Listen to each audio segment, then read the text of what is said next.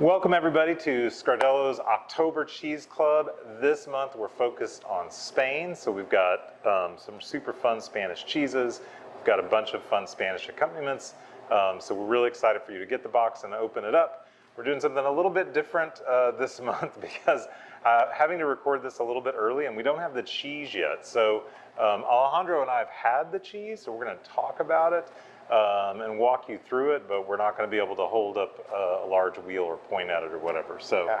Are you ready for this? Luckily, these are cheeses that we had before, so we're familiar with them. So maybe we'll make it easy. There's some new stuff in there too, so we're really excited to share this. Spain is a really cool country for cheese because one of their favorite proverbs around it is cows for butter, goats for milk, sheep for cheese, and that is the primary way they use those milk types. But we are going to have a little bit of cow, goat, and sheep mixed in there, so lots of fun stuff. So one of the cheeses we're starting with is Leonora a Fuego. So the cheesemaker, Oscar, he took one of his grandmother's old recipes for cheese, created a cheese called Leonora. It's kind of a large loaf-shaped cheese with white blooming mold on the outside. And then more recently, like, I don't know, 3 or 4 years ago, he started to cover the outside of Leonora with a smoked paprika. And so it's red underneath that white rind. And if you eat the rind, you're going to get some of that smoky, peppery goodness. Yeah, it's really good. The cheese almost goes through stages, a little tangy, a little sweet, and then you get the finish of the pepper. So hopefully everybody likes that. Then we have Los Cameros mixed meal, which Los Cameros is 4 brothers that took over the family creamery. And this one specifically that we wanted to showcase is a mixed milk. They do mostly cow's milk, but there's a little bit of sheep and goat's milk as well. And then the rind gets rubbed with olive oil, which is something that we've done already in the club. I think we did a olive oil rub cheese for the Italian month, which this creates more of a natural rind on the cheese, and it almost has like a piquant or a little of a peppery finish. But the cheese also, because of being mixed milk, is a very complex flavor, a little gamey, a little sweet, and the texture should be really good as well with the accompaniments.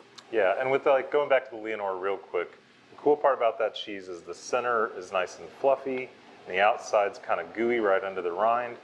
With the Los Cameros, that one, it's a firmer cheese, and like Alejandro was saying, that should be really fun. One of my favorite cheeses for beer is in this month's club. If you like really hoppy IPAs like I do, cheese is not always the best friend of those beverages. And so we have Mahon Reserva in the club. This is a cow's milk cheese from a range of islands that's in the Mediterranean Sea. And here you've got a lot of cows on the island. And so that's where they get the milk from. This cheese is one of the most popular cheeses in Spain, but it's the younger version, like a 6-month age version. This one's aged for 12 to 18 months, so very firm. Also rubbed with paprika and olive oil, so it's got 2 of the outside coatings from our first 2 cheeses, but put together. It's kind of peppery, and the rind is edible, so you definitely want to try the rind on really kind of all 3 of these cheeses. And I think also it will be fun to compare how both cheeses are being rubbed with olive oil have a very similar texture, but flavor-wise it's so different. Because Mahon Reserva, we normally don't use the word sharp to describe cheese from the case, but this is one of those cheeses that definitely has a very flavorful and present flavor when you take a bite, but the texture of it should be more on the softer side. Yeah, and if you're the red wine that comes, if you chose that as a pickup option, the red wine that comes with this month's club, which is a Crianza from Ribera del Duero called Astor, that is going to be a perfect beverage. Like bigger red wines are really great with Mahon. Yeah. And then the last cheese we have for the standard club is one of my favorite cheeses actually from Spain. It's made with cow's milk and it's called KM39. The cheese is named after a specific area where the farm or the creamery is located, which is in the Camino de Santiago, the Pilgrim's Road that goes across Spain. And specifically the cheese, it's made in this big wheel that's gonna age kind of like a parm. I like to explain to people when they have it for the first time, it's kind of like something in between a parm, a Gouda, maybe a cheddar too. You get so many of the sweeter notes that you will get from a Gouda sometimes, but also very crystallized and drier texture like you will from a parm. Yeah, it's a really cool cheese just to take a knife and crumble it into chunks. Yeah, just a really fun cheese to enjoy. And We have a fig cake. That's one of our accompaniments for the Standard Club, and it's something that we put on Yeah. all of our cheese platters.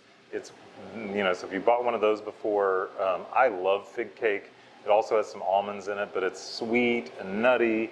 Fig is just such a great accompaniment for cheese, and this little Spanish beautiful cake, it is literally just figs and almonds, so just really wonderful. It should be a good pairing, but mainly with our hotter cheeses, because you're gonna have that drier texture, something, and then chew with the sweeter, more softer texture of the figs. Really tasty.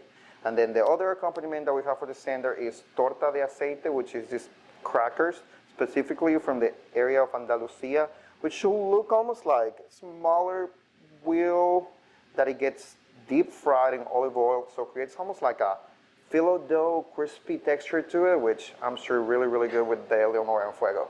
Yeah, that is, I'm really excited we're bringing this in specifically for the club, and I think that you'll really like it with cheese, but you'll probably just really like it.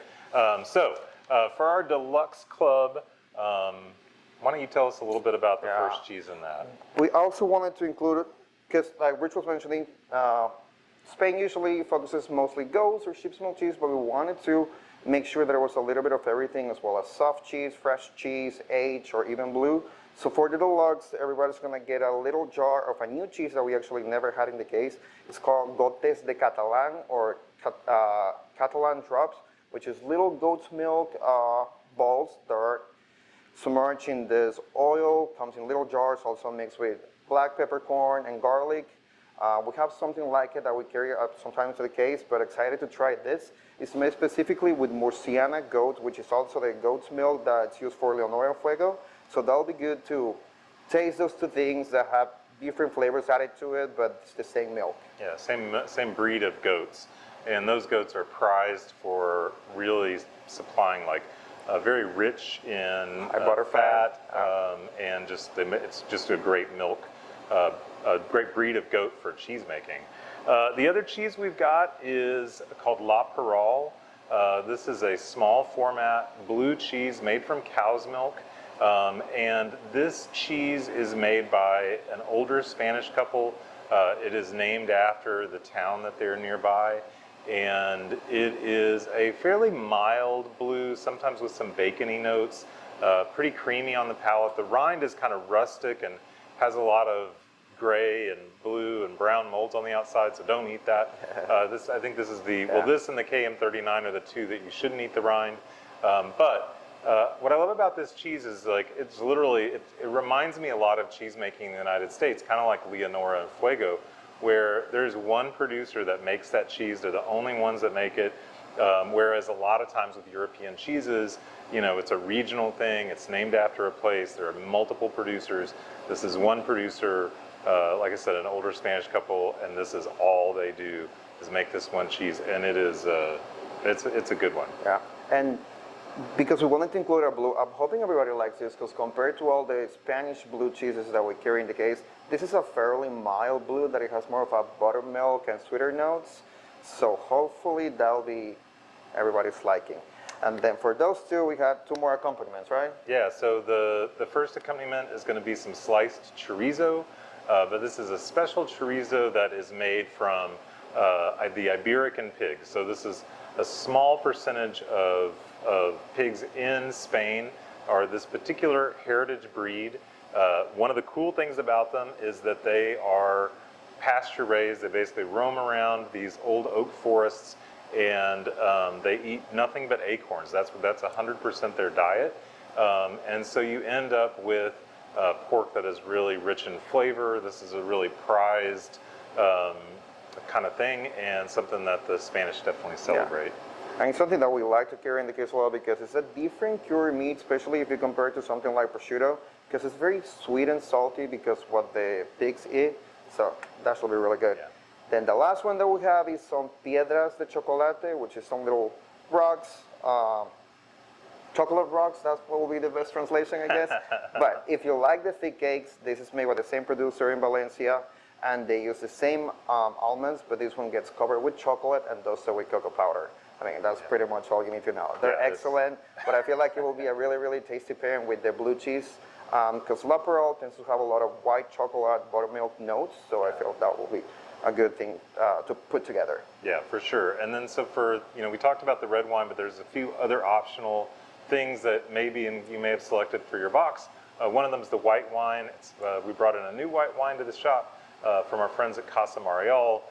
This is a story about a family of young offspring that came in and took over the winery and really revamped it. They were just selling grapes, and now they make great, interesting wines. And this is a Garnacha Blanca, so it's a really light, floral white wine. I tasted it for the first time just last week and really, really loved it. So that's going to be spectacular for those of you with that option. For our chocolate bar option, you want to talk about that one? Yeah, that's also one of my... There goes our light, but we're still going to go. That's also one of our favorite chocolates to carry in the case. It's made by Zampaca in Barcelona, also had to be Spanish. And this is a gin and tonic chocolate. It's made with milk chocolate, but they also do something really cool, which is added juniper berries to it. And then there's going to be a little bit of a crunchy acidic component when you bite into the chocolate, which is crystallized lime peel to almost made a play with the gin and tonic flavors in the chocolate, which I think is pretty accurate. We all at the shop like it a lot. It's probably one of the shop favorites, so hopefully everybody will find it tasty too. Yeah, and then lastly, our cured meat option for this box, sticking with our Spanish theme, we've got Serrano ham.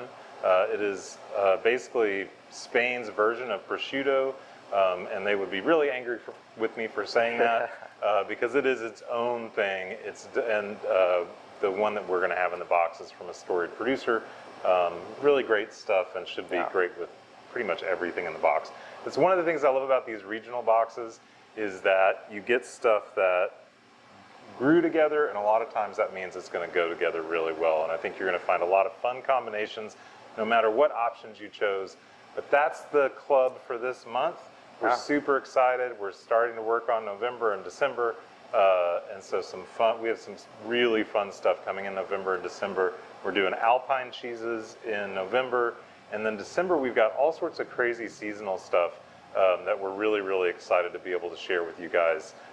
Really more of a decadent box for sure. So thank you for being members of the club, and we will see you next month.